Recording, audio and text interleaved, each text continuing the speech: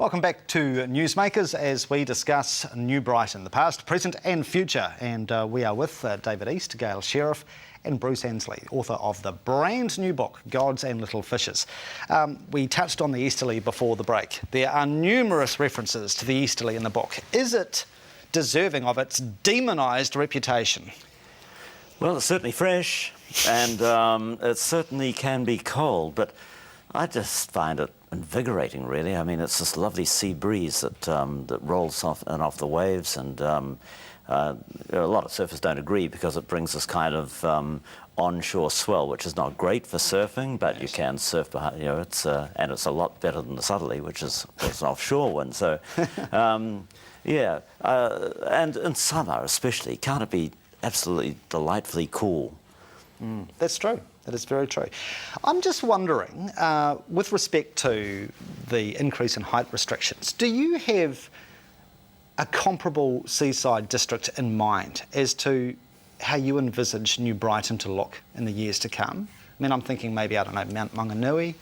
No, I think it's got to be something different. I don't believe that it's like copying something else. I think it's got, and New Brighton has always been unique, and I think we need to keep hold of that uniqueness about it.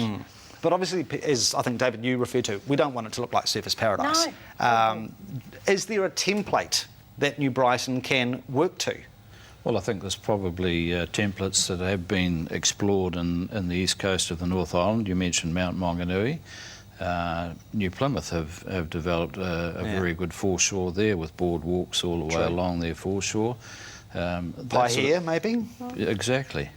I think the other interesting thing, just going back to the easterly wind, it's a really disappointing thing that Christchurch people have the mentality of coming to the beach in the afternoon. If only they would sort of realise that it's the most idyllic place you can find in the morning. Yeah.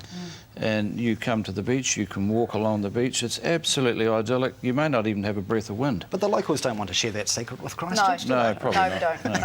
No, you're right. The pier, of course, over a decade ago, that opened to the public, and there has been this festering sore, ebbing and flowing about fishing on the pier. And I think as recently as, April, May, the community board was tossing around the idea of constructing a separate standalone platform for the fishers. Where are we at with that? Well, that's still going at the moment. We have in existence at the moment a group called the Pier Liaison Group, who it's a collection of fishermen, other interest groups, the local community, and they get together, I should say, fairly regularly, and they toss over various ideas of how they can improve features in and around the pier.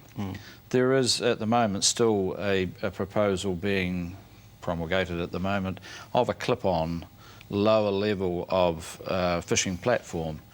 And I suppose one of the issues that does arise on the end of the pier is people that persist in overhead casting. And to a degree, I suppose, the resultant mess from cleaning fish. Yes. So to actually have fishermen on a slightly lower level, the Brighton Pier in the UK have a lower level, probably would solve a lot of problems, but it's a costly exercise. It has to be funded somehow or other. Okay.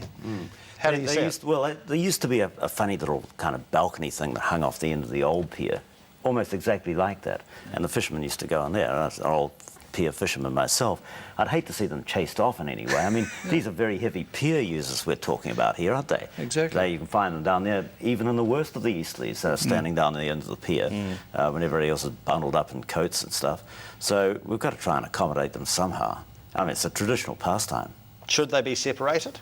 Definitely. Really? Absolutely. Will it happen? I hope so. Don't you like watching the fishermen? No, I close don't. up? No, I don't. I go down there quite regularly, and I'm disgusted by the filth and the smell and the stench and the blood of fish and guts all over the pier.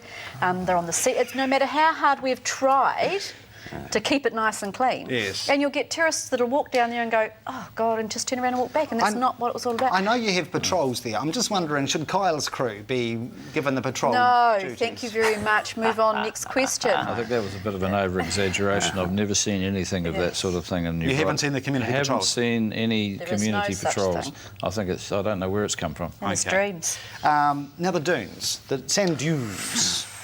There have been calls from, well, since Adam was a cowboy, to lower those towering man-made sand dunes to enhance the aesthetics of Marine Parade. And a sea view would be nice. Is it going to happen? Should it happen? Very quickly. No, never. Oh, no. That would be total environmental vandalism. They're man-made, Bruce. Are they? Well, The they've same been as man-enhanced. They are man-made. Yeah. Yeah. They weren't there in photos I've seen in the No. North Beach Surf Club some years ago. No, but they ebb and flow. They come and they go. No, They've come at the moment. Okay. But they just come to such a height. They're not being managed. We're not managing them well, and it's really difficult to manage them at the height they are. I would like to see them lowered. I mean, not taken away completely, but definitely lowered to a really good manageable level. Being able to put broadwalks in there, etc., that will actually make it a nice feature and user-friendly for people. What do you think, David? Tidal wave will Look, take you care can of keep that. me going The for hours tidal on this wave's subject. going to go up the rivers, and the biggest problem you're going to have with the sandhills is it's going to block the water getting back out again and cause us huge problems. I think really the issue really does centre around the resource consent that was put in place in 1995. Yes. And although there is a strong desire to see the dunes lowered, there is a huge process to go through for another resource consent to get them lower than the 8 metres above mean high water springs. Should we all take a bucket down and bring a bucket of sand home with us Absolutely. to lower them? So, however, I would actually advocate at the moment that the resource consent set in place 8 metres as being the minimum sand dune height. They set no maximum, absolutely no maximum. So we have dunes now that range in height from nothing where the surf clubs are to up to 18 metres in places. All right. So we would like, I'd like to see them in the short term anyway, maintained at 8, lowered and maintained at 8 metres, which would give everybody that has property along there a sea view. Okay. We will have to leave it there.